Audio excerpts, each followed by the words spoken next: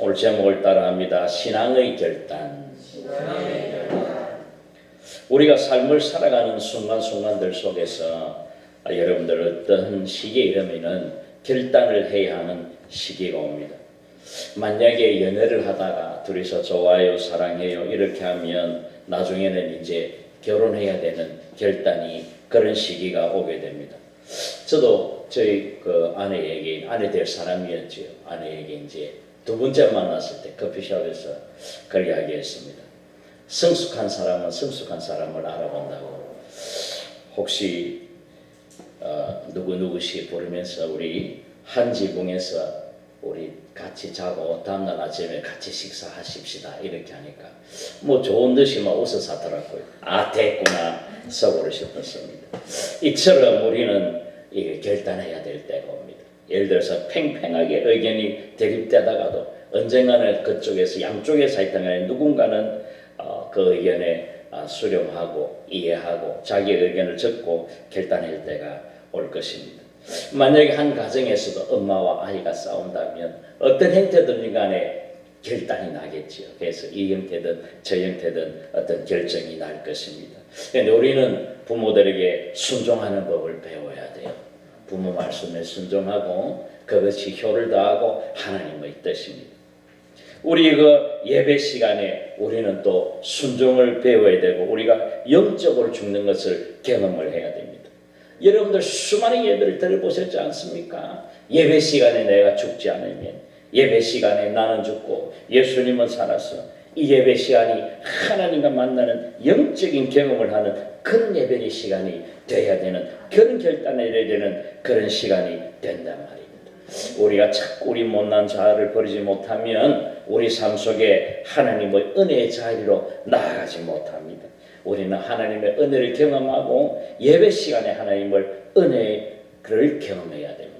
그래서 우리가 살아가면서 우리가 작은 일이라고 생각이 되는 것부터 잡아야 됩니다. 이거 아무것도 아닌데 뭐 이런 일에 이렇게 하시면 안 돼요. 우리는 작은 일에 우리는 충성하고 작은 일에 하나님 앞에 결단하고 순종하는 모습을 보여야 됩니다. 누가복음 16장 10절 우리 다 같이 한번 볼까요? 시작. 지극히 작은 것에 충성된 자는 큰 것에도 충성되고 지극히 작은 것에 불의한 자는 큰 것에도 불의하니라. 우리 말씀에 우리 예수님께서 벌써 말씀하셨어요. 작은 일에 충성하는 사람이 큰 일에 충성하지 작은 일에 불의한 사람은 큰 일을 하지 못한다. 주님께서 그렇게 말씀하십니다. 우리 아가서 2장 15절 한번 볼까요? 참 좋은 말씀에 다 같이 시작. 우리를 위하여 여우고 포도원을 하는 작은 여우를 잡아라. 우리의 포도원에 꽃이 피었습니다. 제가 일부러 작은 애 빨간색으로 했죠. 여러분 우리 포도원을 하는 것이 여우기는 여우인데 왜 성경 말씀에 작은 여우라 그랬겠습니까? 우리가 작은 일에 너무 쉽게 생각하고 작은 일에 신실하지 못하고 작은 일에 충성되지 못하면 하나님께서 너무너무 싫어하시고 하나님의 방법이 아니고 하나님의 은혜가 아니라는 것입니다. 그러므로 사랑하는 성도 여러분, 오늘 말씀 가운데에 정말 가정에서도 사회에서도 교회에서도 직장에서도 또 그리고 국가를 향하여서 여러분들 어떤 작은 모임 가운데서도 우리 디테일하게 작게 들어가서 작은 일에 충성하시고 작은 일에 최선을 다하시고 작은 일에 하나님의 역사하심을 여러분들 바라보시고 오늘 말씀 가운데 여러분들 큰 신앙 결단하시는 여러분 되시기를 주님의 이름으로 축원드립니다. 오늘 첫째로 우리는 은혜의 결단을 하고 은혜의 자리로 나아가는 결단을 해야 됩니다. 우리가 비신앙적이고 싸우고 나쁘고 비신앙적인 그런 자리로 나아가는 것이 아니고 우리는 하나님께서 원하시는 은혜의 자리로 그렇게 나아가야 됩니다. 오늘 말씀 17절 본문을 읽었던 마태복음 17장에는 참 특이한 장면이 나옵니다.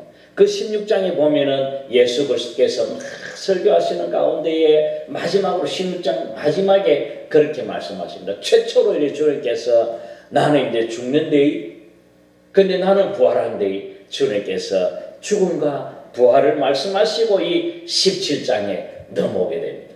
이 말씀들은 다 연결이 되어 있어요. 제가 말씀을 보면 볼수록 제가 너무 많이 느낍니다. 어성경을 할 때도 여러분들에게 나중에 말씀드리겠지만 말씀들은요 서로 연결이 되어가지고 한 부분만 딱 떼어서 생각하시면 안 돼요. 말씀은 서로 문장들이 연결이 되어 있습니다.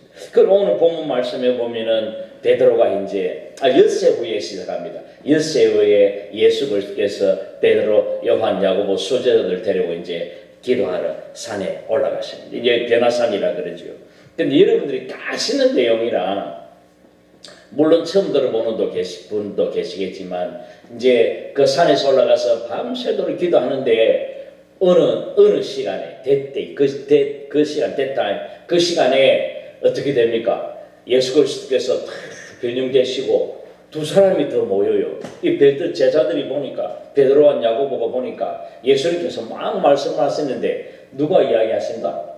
세 사람이 된 거예요. 한 명이었는데 엘리야도 있고 모세도 있고 물론 자기들이 엘리야인지 모세인지 어떻게 알았는지는 모르겠지만 심정으로 느껴지는가 봐요. 그렇게 엘리야도 있고 모세도 있고 예수께서 막 말씀하시는 장면이 나옵니다. 그러니까 베드로가 대단히 하는 말이 예수님 내가 여기 있는 게 너무 좋으니까요. 주님 내가 여기에 텐트 3개 초막 3개를 짓게 해주세요. 한 개는 예수를 위해서 한 개는 엘리야를 위해서 한 개는 모세를 위해서 내가 그래 하겠습니다 말하니까 하늘에서 구름이 나고 하나님께서 이는 내 사랑하는 아들이요 내 기뻐하는 자니 너는 그들의 말을 너희는 그의 말을 들어라. 예수 그리스도의 말을 들어라 하고 이렇게 이제 장면이 넘어가는 장면이 나옵니다. 사랑하는 성도 여러분, 이 장면을 보면 우리들이 깨달아야 되는 게 있어요. 이 장면을 보면 옛날에 우리 좀 어둡던 시절에는 이렇게 하겠습니다. 세상 살기 싫으니까 어려우니까 그곳이 보기 좋으니까 그곳에서 살라 안 했잖아. 여러분들 아무리 싫어도 그런 데서 뭐 안락하고 이렇게 살면 안 됩니다. 세상에 나와서 살아야 됩니다. 염세주의입니다. 뭐 이렇게 이야기하는 사람도 있었어요. 그런데 여러분 이게 염세주의가 아닙니다. 제가 이번에 이 설교를 준비하면서 떠오르는 생각이 여러분들 그런 노래 아시나요? 널널한 선교단 중에 불평불만과 환멸 가득 찬 이 세상에 너는 무엇이에 사는가 하는 찬송이 우리 젊었을 때 많이 불렀거든요. 아 세상 살기 싫고 빨리 막 하나님 왔으면 좋겠다 싶고 막 이렇게 막 직장도 어떻게 될지 모르겠고 막 어렵고 힘들면 이 노래가 생각이 나요. 그래서 제가 어저께 늦게 이제 오후에 혼자 있으면서 전화를 했습니다. 그 널널한 선교단 이 노래 불른 우리 교회 한 분 왔죠. 비욘세 목사님이라고 변종세 목사님한테 제가 전화했습니다. 목사님 이거 금지곡 맞죠? 이렇게 하니까 목사님 그거 어떻게 알았습니까? 한때 금지곡이었습니다. 이렇게 하니까 불평불만하니까 왜 금지곡이 되었습니까? 이렇게 하니까 그때 군사정권 시대 때에 불평불만과 환멸이 많이 있어서 대모하면서 내 사람들이 이 노래를 불렀대요. 그래서 자기들이 한때 금지곡이 되었다고 그래 이제 해명을 하더라고요. 그런데 우리가 불평불만이 많은 이 세상이라지만 우리가 주님만 바라보고 이 베드로가 그런 염세주의인 것이 아니고 하나님을 바라볼 때 예수님을 바라볼 때에 예수님께서 그 변형된 모습을 보여줬잖아요. 이게 예수 그리스도 16장과 연결이 됩니다. 16장에서 마지막에 뭐냐? 죽음과 부활을 말씀하신 예수 그리스도께서 그 부활을 여러분들 맛배기를 보여주는 거예요. 여러분들 맛배기 아십니까? 영화 보러 가면 그 맛배기 재밌다. 재밌는 부분 타고 우와 여보 저거 다음에 돌아가자. 이야 재밌겠다. 이렇게가 간증을 한 번도 없지만 이렇게 우리 예수 그리스도께서 맛배기를 조금 보여주는 것입니다. 그러니까 사랑하는 성도 여러분 우리가 죽음과 부활 이걸 바라보면서 예수 그리스도께서 다시 부활한 모습 바라보면서 베드로가 너무 그 은혜의 자리가 좋으니까 여기에 초막셋을 짓고 살겠습니다. 베드로는 여러분들 기회가 왔을 때 무엇을 잡았습니까? 은혜를 잡는다는 것입니다. 그러므로 사랑하는 성도 여러분 우리는 이 세상 살아갈 때에 은혜의 자리로 나아가야지 싸우고 찢고 뽑고 비난과 비평과 불만과 원망하고 그런 자리로 나아가면 안 됩니다. 우리가 삶을 살면서 신앙생활하면서 하나님 앞에 그저 어디가 은혜의 자리인지 은혜의 자리로 나아가고 하나님께서 역사하시는 자리로 나아가고 그곳에서 우리가 믿음의 꽃을 피우고 그곳에서 웃으면서 우리 사랑하는 성도들과 함께 그렇게 신앙생활을 해야 된단 말입니다. 이렇게 우리가 죽음과 부활에 대해서 생각해 볼 때에 참 여러분들 그것 아시나요? 우리가 예수 그리스도를 중심으로 예수 그리스도 이전을 비포 크라이스트 예수님 주님 이전 이렇게 해가지고 이 역사가 4,000년부터 시작이 돼요. 아담 그때가 벌써 4,000년입니다. 이런 별로 멀지 않죠. 주님 태어지고 난 뒤에 2,000년밖에 안 돼요. 이 중간에 예수 그리스도 전 세계가 예수 그리스도를 중심으로 돌아가는 것에 대해서 여러분들 어떻게 생각하십니까? 저는 너무 신기하게 생각합니다. 하필이면 이 세상에 수많은 사람들이 많았었는데 뭐 부다도 있고 유교의 그 공자도 있고 뭐 노자도 있고 순자도 있고 많은데 꼭 예수 그리스도를 중심으로 딱 나눠지가 오늘 2024년 뭐 6월 2일 뭐 이렇게 하니까 기준이 누굽니까? 예수 그리스도 딱 스탠다드예요.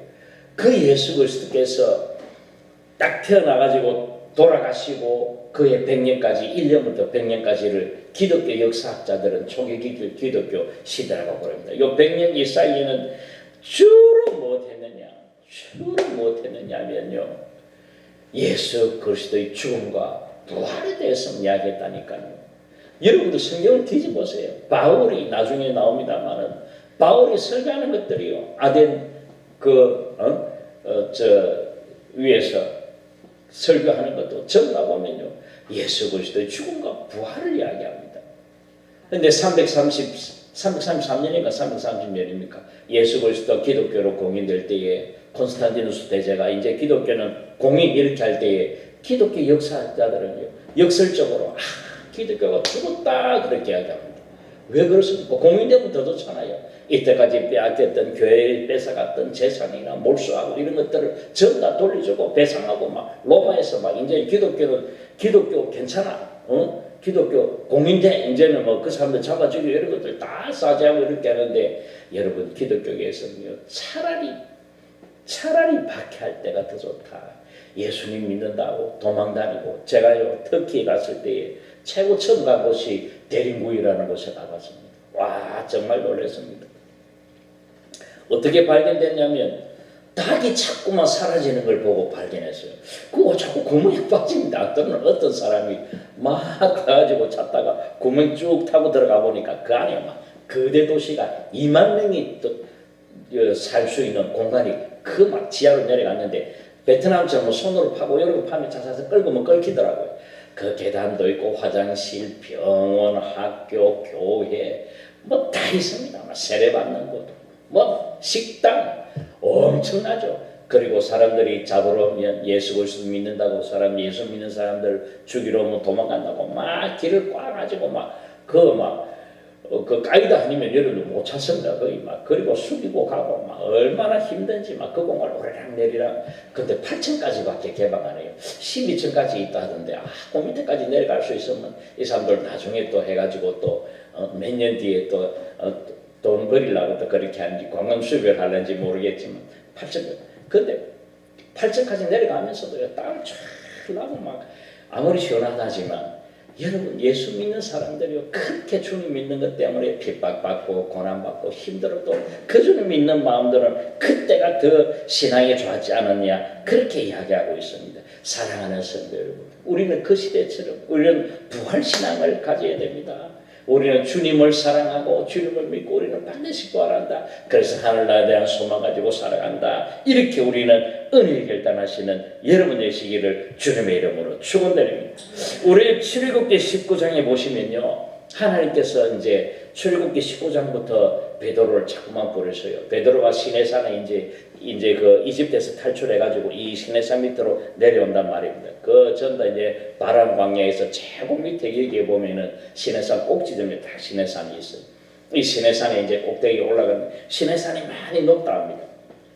제가 가보지는 않았는데 꼭 가야 될 텐데 그 시내산이 높은데 그 시내산에 19장이 이제 총 8번을 올라가거든요. 그래서 이제 십계명도 받고 우리들에게 필요한 모든 법들을 하나님께서 주셔요. 이스라엘 백성들이 이제 이스라엘에 정착하게 되면 이제 국민도 있고 이제 뭐도 있어야 됩니까? 법이 있어야 돼요. 하나님께서 그 법을 주시는 거예요. 그런데 그 법을 주시는데 19장에 보시면 20장에서 주시고 19장에 보시면 벌써 3번이나 올라갑니다. 하나님과 왔다 갔다 대면하고 이야기하고 직접 이야기하고 얼마나 그 은혜로운 장면인지 모릅니다. 근데 우리 19장에 한번 볼까요? 19장 5절 6절 한번 다 같이 봅시다. 하나님께서 모세에게 하시는 말씀이 그 말씀입니다. 시작. 세계가 다 내게 속하였나니 너희가 내 말을 잘 듣고 내 언약을 지키면 너희는 모든 민족 중에서 내 소유가 되겠고 너희가 내게 대하여 제사장 나라가 되며 거룩한 백성이 되리라. 너는 이 말을 이스라엘 자손에게 전할지니라.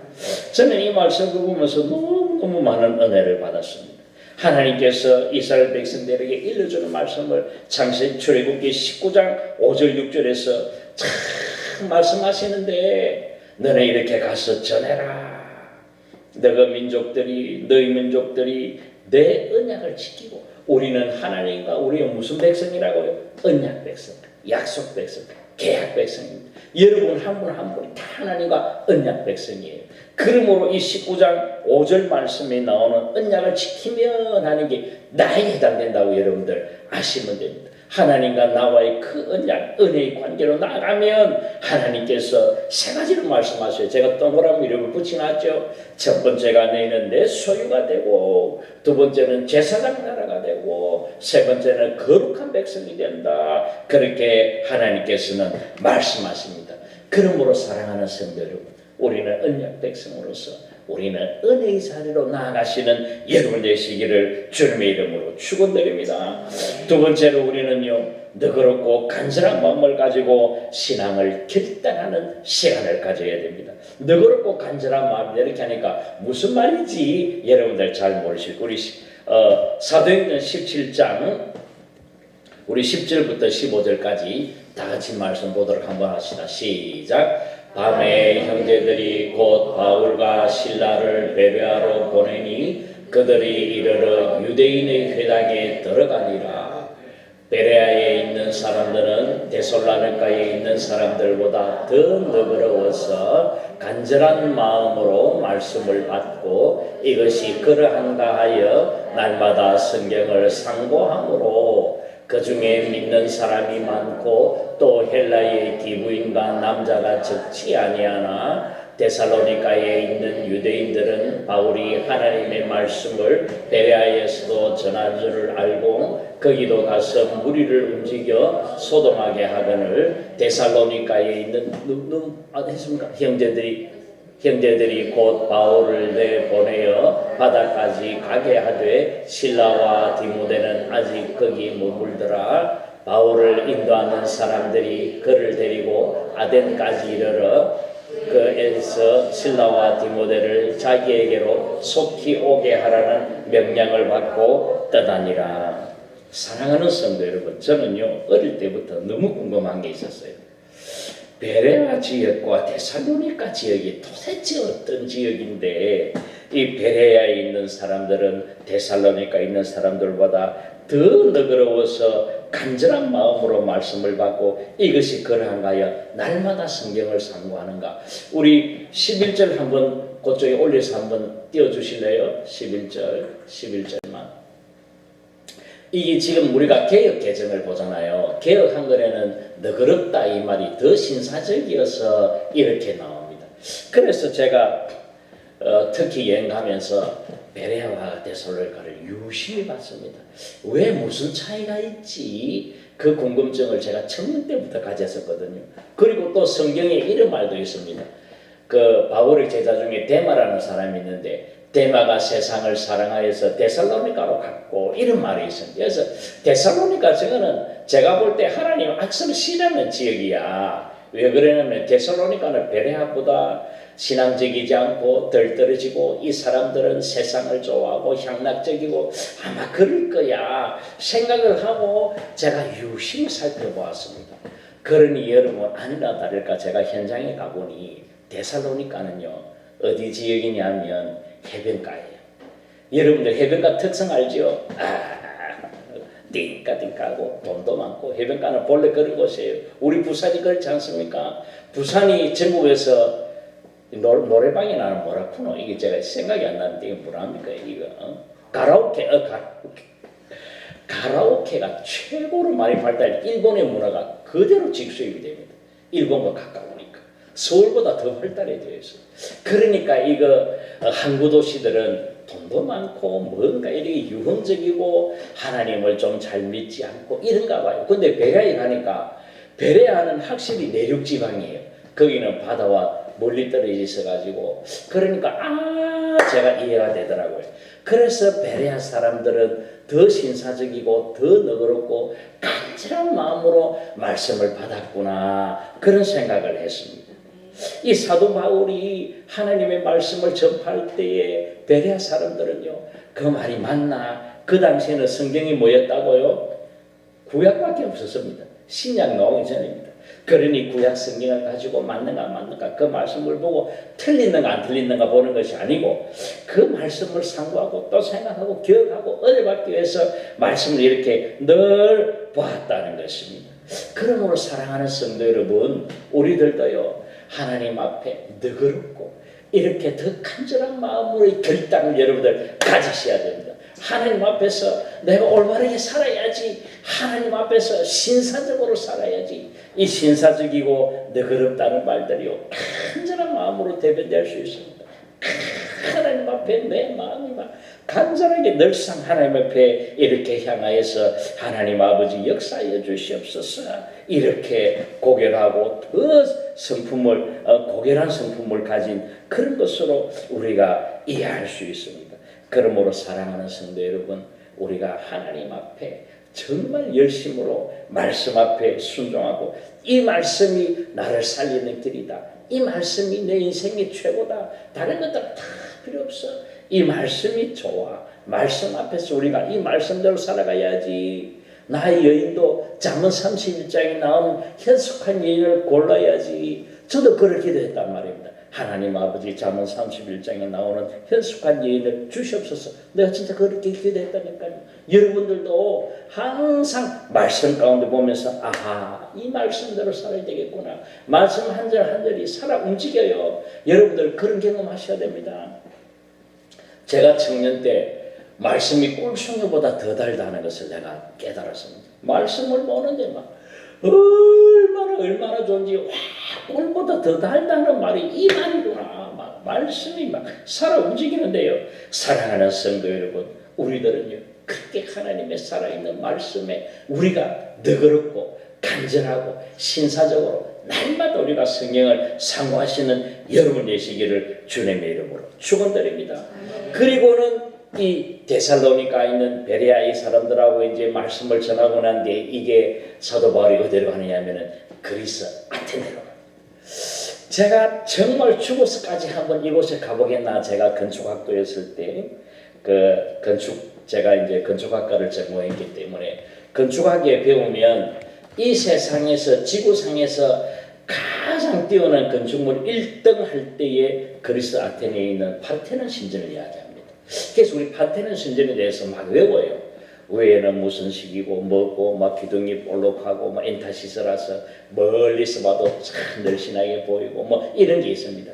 인간이 만들 수 있는 가장 아름다운 1등 건축물이 파르테논 신전이에요. 그리스 아테네에 갔을 때 막 가슴이 두근두근 하는 거예요. 물론 가슴이 두근두근해서 내가 그 지리를 잃어버려가지고 우리가 둘이서 찍혀서 빨간 옷을 입어가지고 어딘가 모르고 막 헤매는데 위에서 막 가이드가 막 밤밤 열어서 두 사람 정신 좀 차리라. 그래가 괜히 찍혀가지고 그래서 아테네로 올라가는데 줄을 쫙 서가지고 전 세계 사람들이 얼마나 인파에 밀서 올라가는지요. 멀리서 그리스 아테네를 바라보는데 이야 정말 저때 사람들이 어떻게 그렇게 멋지게 여러분들 기둥을 만들고 그 위에 그 주두 기둥이 올라가는 머리 있거든요. 주도 만들고 옆으로 그 보도를 만들어가 지붕 올려가지고 이렇게 하는지 기둥도요 동그랗게 파놨어요. 이렇게 이야 정말 사람이 그 당시에 무슨 기계가 있어가지고 다 손으로 찍었을 텐데 하나 흠이 없어요. 이 돌아가는 아내가 라운드가 이래 손은 대질 못하지만 대이면 정말 미끄러질 정도로 깨끗하게 되어 있더라고요. 그런데 그걸 바라보면서 또 연결되는 부분이 지금 우리가 15절까지만 봤지만 그 뒤에 연결되는 부분이 그 아레오바고 광장, 거기 다 광장이라는 말이거든요. 그 광장 가운데 서서 아테네 사람들에게 말씀을 전하는 장면이 나옵니다. 그런데 요즘 제가 신들과 함께라는 고대 근동의 신들에 대한 개념에 대한 책이 있습니다. 우리 뭐 필요하신 분은 가져가셔도 보셔도 됩니다. 그런데 거기 안에 내용을 보면 이런 내용이 있습니다. 아슈르 바니팔 도서관이라는 곳이 있는데 거기에서 발견된 고대 근동 자료에는 이런 말이 나온답니다. 오늘 성경에 나오는 알지 못하는 시내라는 말이 나오거든요.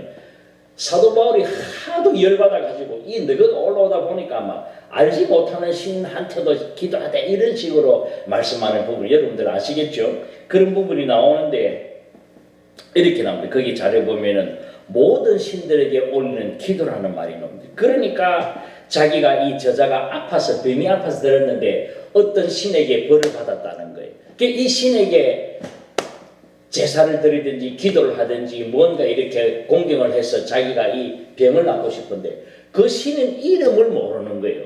그러니까 이 당시의 사람들은 내가 아는 신, 내가 모르는 신들이요. 이런 모든 신들에게 내가 나의 잘못을 구하니 나의 죄를 용서해 주십시오 하는 그런 장면이 나옵니다. 이 똑같이 이렇게 성경 말씀에 나오는 장면이 똑같이 나온다는 것입니다. 우리 한번 성경 사진을 한번 볼까요? 제가 가서 직접 찍은 사진인데 한번 보시면 첫째 아고라 광장. 여기 아고라 광장 여기에서 저 밑에 농구 표시 같은 거 있죠. 밑에 있고 저 위가 높죠. 그러니까 그 당시에 사도 바울이 그 당시에 저 위에서 그리스 사람, 아테네 사람들에게 설교했던 그 장소입니다. 그리고 그 설교가 우리 사도행전에 보면은 17장 16절부터 그 부분이 상세하게 나와 있습니다.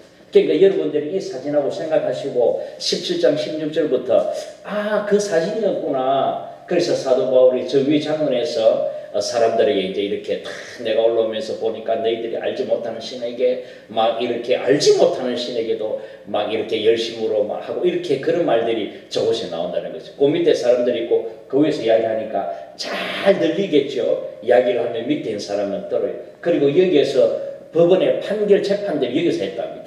그래서 이제 죄인들은 밑에 있고 법원의 뭐 변호사들인지 판사들 위에서 이제 말씀을 하고 막 이렇게 판결하고 자기의 억울함을 아뢰고자 이렇게 했다는 거예요. 그 다음에 한번 넘어가 볼까요?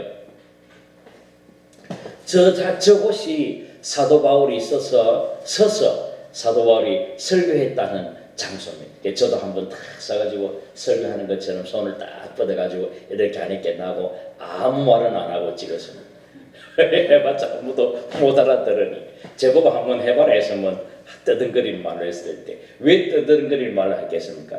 사도 바울이 떠든거린답니다. 말이 뭐랍니까? 말이 졸하다 그렇게 나옵니다. 성경 말씀에 말을 잘 못해요.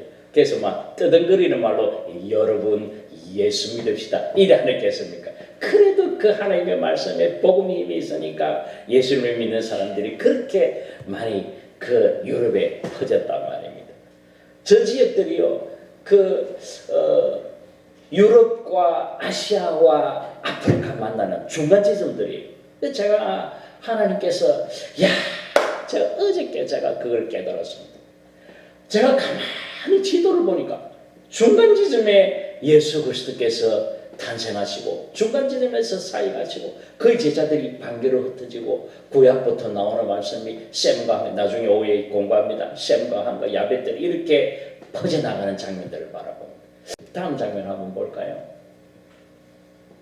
위에서 찍었습니다. 밑에를 보면서 이제 사도 바울이 이제 위에서 이렇게 바라보면서 이제 한 장면 여러분들 한번 보시라고 저 밑에 더 내려가면 떨어집니다. 그래서 겁나가지고 뒤로 하면서 이렇게 찍었는데 사랑하는 성도 여러분, 이렇게 그리스도 아테네 그 아고라 광장에서 사도 바울이 하나님을 외치는 장면들이 나오는데 그들이 잘 믿질 않아요.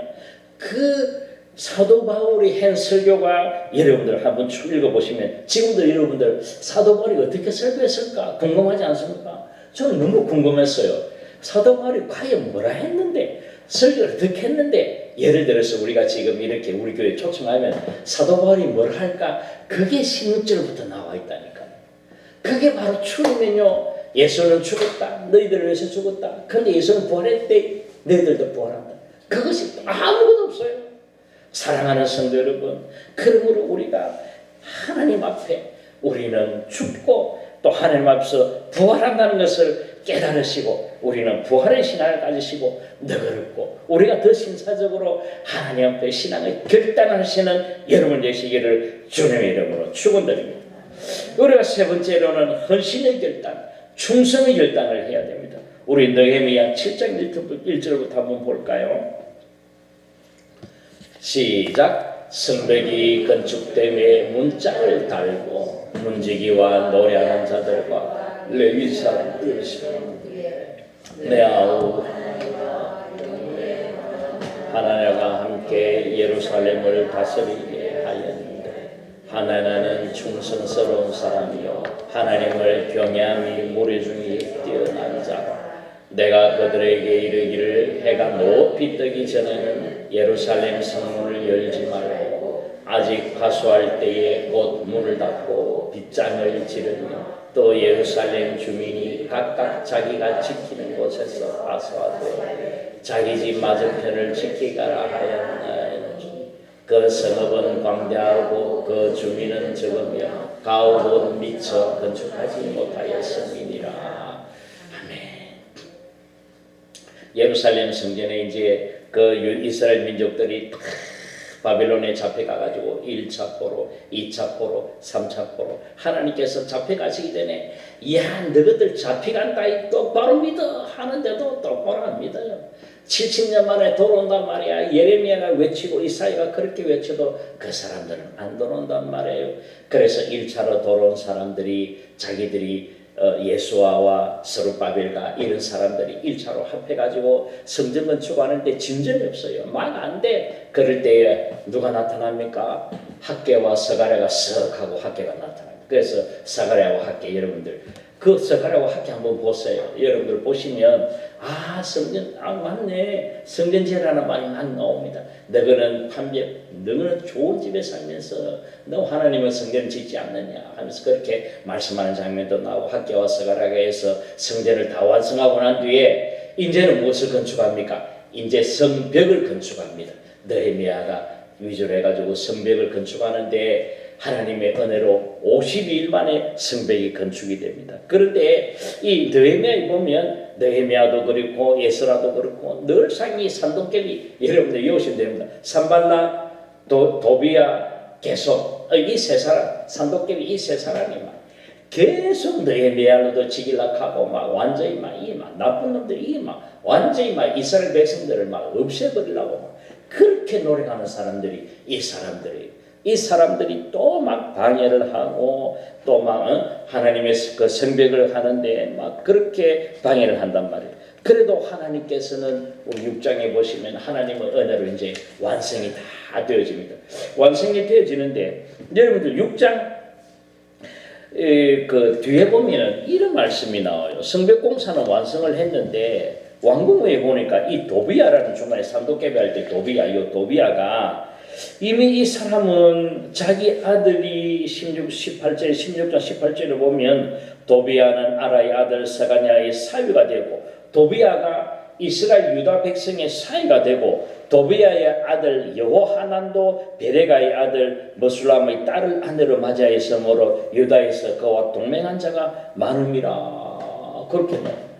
그렇게 나오면서 그들이 그 이유를 이제 동맹한 자들이 많으니까 자기도 유대인하고 결혼하고 자기 아들도 유대인을 결혼하니까 여자들이 유대인을 쳐줘요. 그러니까 이 불순 세력들이 하나님 믿지 않는 이 세력들이 정말 자기들이 그 세력을 형성해가지고 다시 위협이 된다면 19절 보니까 그들이 도비야의 선행을 내 앞에 말하고 또 내 말도 그에게 전하매 도비야가 내게 편지하여 나를 두렵게 하고자 하였느니라. 죽이려고 하고 두렵게 하고 막 계속 하나님의 일을 방해하는 겁니다.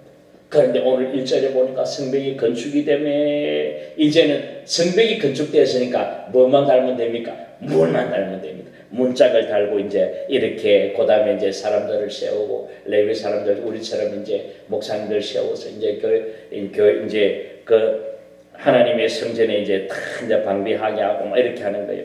그런데 다 사람들을 세웠는데도 이 느헤미야가 하나님께서는 하나니야를 세웁니다. 내 아우 하나니와 이절에 보면 영분의 간주 하나니야가 함께 예루살렘을 따르는데 충성스러운 사람이라 하나님을 경외하는 사람이라 무리 중에 뛰어났더라 그렇게 이야기합니다.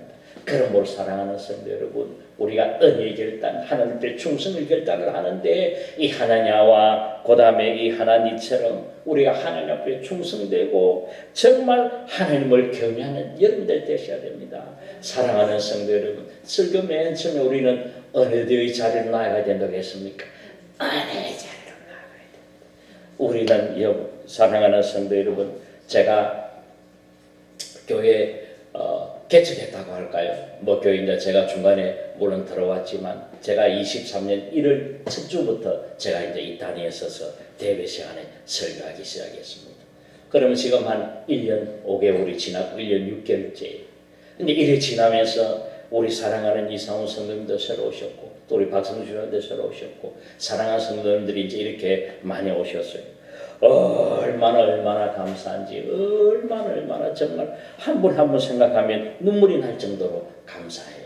그리고 또 한 분 한 분들을 돌아보면 또 일이 잘 풀리지 않고 또 아파하고 하면 막 속이 상해가지고 막 월요일부터 화요일날 이틀을 제가 거의 죽었습니다. 제가 막 이 속이 찢어지는 것 같아가지고 약을 먹고 겨우 견뎠습니다. 그 약 뭐 이 신경 안정제 비슷한 거죠.